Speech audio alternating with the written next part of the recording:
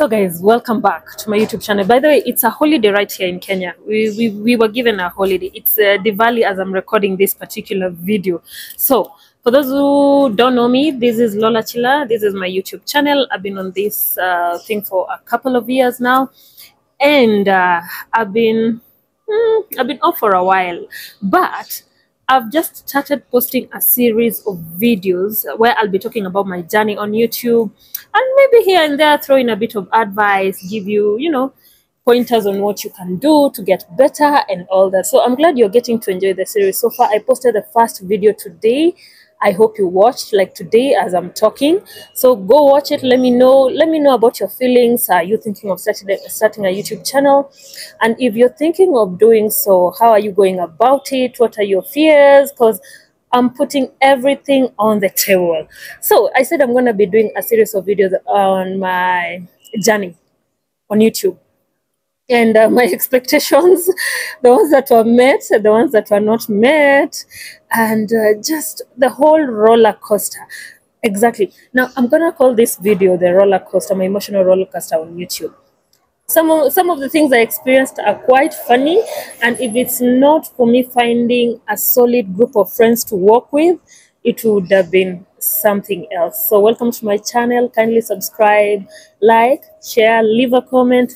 Let me know exactly what you think of my tidbits and my stories, and whether you've gone through the same if you're a content creator right here on YouTube. And if you have made it, like I say, if you have made it on YouTube, also let me know exactly how you manage to remain consistent amid all the emotional turmoil. So anyway, so let me start with my journey on starting the YouTube channel. Let me say I started this channel as a fluke. It wasn't really something I had intended to pursue per se full time, but something happened at a point in my life whereby I felt like, I have these certain skills that are just lying there and I need to use them. And that's how I'll talk about that story another time, the skills that I'm talking about. So I thought, okay, I have these skills that are just lying here, and I think I can put them into YouTube, because a lot of YouTubers who are picking up the camera, most of them are just starting from zero. For me, I had a base. I knew exactly how I would go about it. So it wasn't like a really major struggle. I think the biggest struggle for me was the fact that I'm an overachiever and I'm an overthinker, and also I like doing things to 100%. So I wanted it to be perfect. I'm a perfectionist. Exactly, that's the word I was looking for. So it really did drag me starting this YouTube channel. So once in a while, it will cross my mind, and I'm like, can I really do this? Would people really want to hear from me? Would people really want to see what I'm showing them? And it was a struggle for a very long time, until one day I just picked up the camera. I was bored. I was like, let me just do this. But then I was in between jobs at that particular moment. So I pick up the camera. I do a couple of videos. They were street videos. I loved doing those street videos. If some of you have not watched my street videos, they're the first videos that I did. Just scroll down to my earlier videos, and watch them and see them. And I can tell you, just being on the streets and talking to people and just coming up with questions to ask them and doing some funny things out there with the people. The English is disappearing, but just being out there talking to the people and getting direct encouragement from them, like, hey, you're doing good, hey, you're doing this and that, it really give me a big booster as to why I should push for YouTube. But what I did not know is that along the way I was gonna land another job.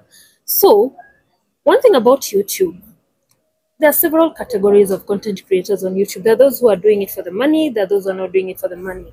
There are those who are doing it full time, and there are those who are doing it, part time. There are those who YouTube is just a diary for them. They're recording their memories.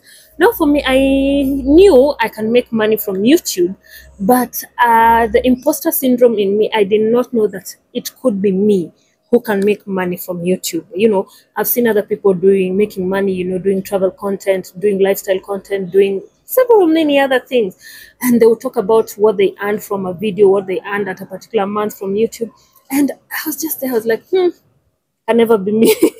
Imposter syndrome is a really bad thing. So along the way, what happened is Once I was doing the street videos and I realized people were falling in love, because I had not taken YouTube really seriously, I stopped exactly at a time when I got that new job.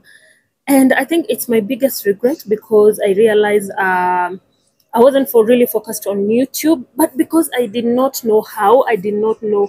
For me, I was just putting videos out there. I wasn't even following up on how they were performing. I wasn't even thinking about, the analytics, all those things. I wasn't thinking about the threshold, what I should meet, all that. No, I was just at a desperate moment in my life and I was thinking, maybe YouTube can be it. And then sometimes, you see people who post one video on YouTube and they've blown up and they've made it. And I thought that would be me. That should be me. You get. Only to realize that there is much more work that was going to be to put into YouTube. And so I took the job, I started the job, and that job literally took all my time. And I stopped doing videos. I literally stopped doing videos. So along the way, like 2 years down the line, I was talking to a friend of mine and she was like, Lola, I think you should do YouTube. I think YouTube is for you. And I was still unsure of myself. And I kept on asking her, what do you think I should do? I don't know what I can do on YouTube. I do lifestyle content. What kind of content can I do on YouTube? And so after the couple of years, I just sat down and told myself, like, you know what? I cannot just keep on having these thoughts. I need to work on them and see exactly what can materialize. And no matter what happens, let me just revive my YouTube channel. I was shocked when I went back to my YouTube channel. I started checking up on the videos that I had ignored, that I had posted years back, but I had ignored. And I was surprised at the views that they were making. I was like, wow, they were doing really, really good. That means if I had just pushed a little bit, it would have been better. But then at that stage when I was coming back, I was tired of doing street interviews or street content. Street content is one of the most energy draining things you can ever do. Yes, you're out there smiling, you're out there trying to stop people who would like to talk to, but let me not lie to you, it's one of the most draining things you can do. Because personally, for me, I shift between being an introvert and an extrovert depending on situations. But then again, I had the mindset that I want to be out there in the streets talking to the people, and while I'm talking to the people, I want to make as much content as possible. And with street content, especially the ones where you're mingling with people, it's never a guarantee. It's never a guarantee that if you decide to make 3 episodes in a day, you're going to make the 3 episodes. Sometimes I would go home with like half an episode. Half an episode. Like, I used to have a mark of like I'm talking to 6 people who would make up an episode. And then I end up talking to 2 people. And then the rest are saying, no, they don't want to be on camera. No, they don't want to participate in anything that I'm doing. And I'm spending the whole day moving from one part of Nairobi to another part of Nairobi, trying to stop people. And I mean Nairobi CBD, trying to stop people to talk to me. As much as I loved it, oh my God, that is just one situation. I was like, nah, I'm done. I'm done with this. So I thought, how fast can I grow my YouTube channel? And the only way I can grow my YouTube channel, leave alone the fact that I used to be scared for my camera when I'm out there in the streets, because sometimes you'd have your camera on the tripod and you're holding a mic talking to someone and you don't know. Someone can just come and steal everything. So what was I saying? What I was saying is, so when I came back, I had to devise a way in which I can make as much content as possible because I really wanted to grow. I wanted to reach the 4,000 hours and get to the 1,000 subscribers. I had to now go back to researching, Googling all the information I needed about growing a YouTube channel. And I just decided, okay, I'm going to do this thing alone because the previous content that I was making, I was doing it with someone else, and I was so dependent on her and the time that she would have, like when was she free so that we do the content. If she's not free, we're not going to do the content. But this time I knew I had to lean on myself 100% in order to move this particular thing. And that's what I did. I just started jokingly. And decided, let me go to Mombasa. I was in Mombasa for a while, for a very long time, you get. And literally, it's more like I had taken hiatus because of some few changes in my life. So I was at the coast. I started shooting videos here and there. And this is another video I was going to make in a few.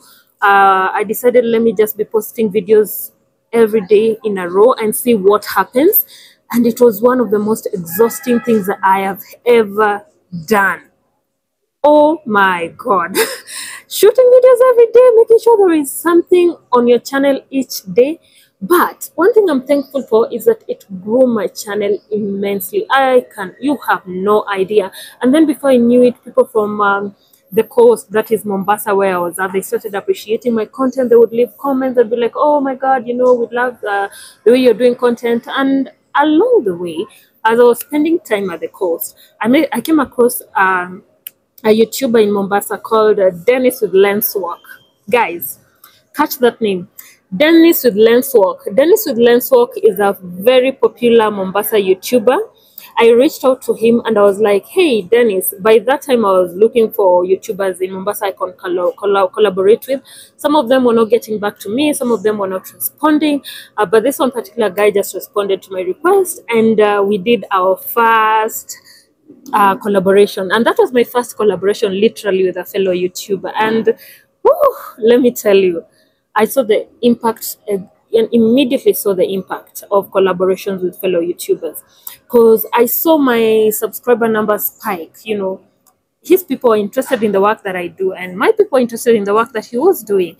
And it became just something else. And from there on, we just formed this friendship. And I was so glad to have a fellow YouTuber in my corner, someone I can call. And I suppose for him already, he'd been monetized. He'd already earned money for several months. And he knew exactly what it is to be on this particular journey. I had no idea. Let me tell you, I was walking alone on this path. Sometimes I would post a video, it gets like 30 views, and I'm there looking at it like, and I'm waking up the following day, I'm opening the same my channel, and I'm expecting that the video would have done better, and it's still staring at me with 30 views. And you're there thinking like, what's happening? Don't people love me? Am I not doing enough? Is my content not good? But guess what?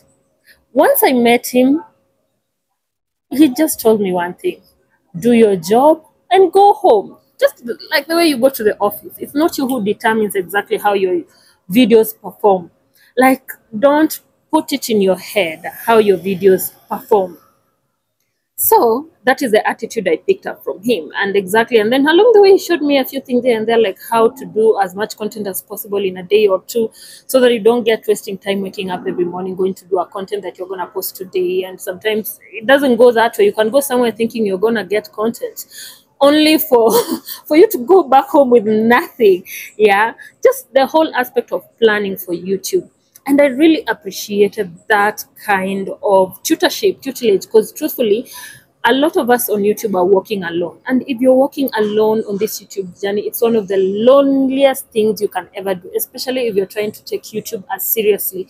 And that's another aspect I'm going to talk about, because when you take YouTube seriously, it's going to show you things. So you have to lighten your mood a bit. But what I mean is that when you want to make YouTube another platform where you're earning money, it's a different ball game compared to when you're just doing things for fun. Either way, I don't know, someone would say, it better be a fun, and then you earn money from it, other than taking it seriously, and then you're gonna be disappointed.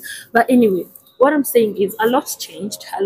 My attitude started changing. I cannot lie to you. I would literally cry. I would literally look at my views. I would literally look at my subscribers. Sometimes I would, you'd post a video on YouTube, and then YouTube would ban it.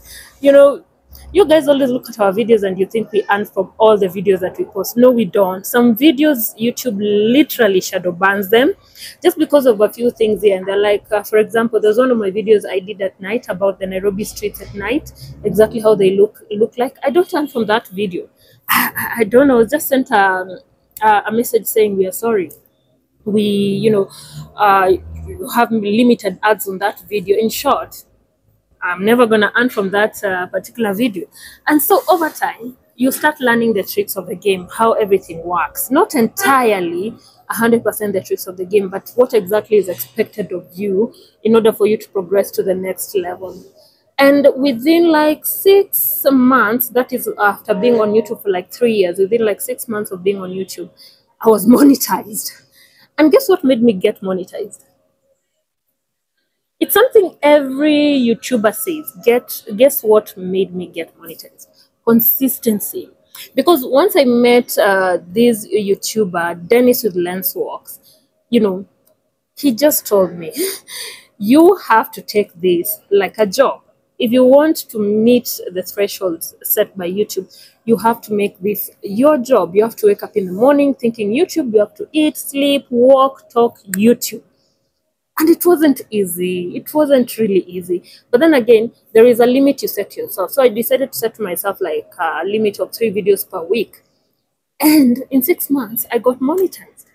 I got monetized after working for 3 years and wondering why I wasn't monetized, because I would post a video this month, wait for 4 months before I post another video and all that. And it was a pretty exciting journey. Yeah. So if you're planning to start a YouTube channel, if you're planning to start something of your own, the I can tell you, just be ready, be prepared mentally and emotionally, because we are not in the age whereby, most of us would just wake up and shoot a video and put it on YouTube and then it blows up. We are past that age. The moment people know they can earn money from a certain platform, it becomes a different case. Everybody comes into it with a certain focus, which can really be hard on you emotionally. It was really hard on me emotionally, you get. So I went through a serious emotional roller coaster, a serious one. And I mean a serious one. There are days I didn't want to see the camera near me. I didn't want to think about YouTube, because I would post like a series of videos and then I'm like 70, 20 likes. And I'm wondering, like, what am I not doing? What am I not doing? You get. Before now, I could get a hold of myself, or I could have a community around me who people I would talk to, people I would call, and they'd be like, oh yeah, it happens. Oh yeah, it happens. Sometimes they would even give me examples of like, look at the ones who also have 1 million subscribers. Look at them. Yeah. Sometimes I post a video and you find it's struggling around 7,000 views there, which is a bit low for someone who has like 1 million subscribers. And they give you very valid examples and other small mini tricks, which I'll talk about in another video, because today I just wanted to talk about the emotional roller coaster. Another thing is, depending on the content you want to do, let me not lie, depending on the content that you want to do, YouTube is like any other investment. You'll need to put in money to get money. That's another aspect I had never understood. I thought all I needed is just my camera and my mic, and I choose whatever topic or anything I want to do, and then I'm good. No, it's not that. No. You really have to invest like any other thing. Like, you have to put money to get money. Is it worthwhile being on YouTube? Is it something that I would advise someone to go into? People are passing by, so guys, don't get distracted. I'm also getting distracted. Is it something is it a venture I would really advise someone to go into? Yes, go for it. It's 2025 now, guys. You can start it today, you can start it tomorrow, you can start it next year. You can come up with a plan and just do it out and decide what you want to do. And you never know, my journey might not be your journey. My journey was a bit different, but yours can be different too. It doesn't mean that if it took me 3 years to get monetized, it will take you the same amount. No, it can take you a day, because I saw someone literally who it took a day to get monetized. Really, by the way, it took a day for her to get monetized. I was also very shocked. Those are the times I would go back into the covers and cry and go like, this thing is not for me. I really don't think this thing is for me. But now I understand, that everybody's journey is different. But remember, consistency on YouTube is what pays. They do not lie. When other YouTubers tell you about consistency, there's a truck passing by and I don't like it, but I hope you guys can hear me, because I decided to do this video outside. So these are the perks that come with it. So consistency. Fellow YouTubers are not lying, just consistency. Once you slack on YouTube, it starts showing. I don't know what happens. Yeah, but so far that has been my journey. It's been a roller coaster, emotional one. You need a lot of mental strength. There is nothing more I can say. So let's do this in another video. Get to ask me all the questions that you want to ask me, because I'm willing to answer them. Right now I know a bit of what I can tell you or advise you on how to go about your journey in YouTube. So Can we do this later again? Kindly subscribe, like, share, leave a comment, and just let me know what you like to see on this particular channel, as I'm trying to figure out how to steer you on the ways. Just let me know, let me know, let me know. Yeah.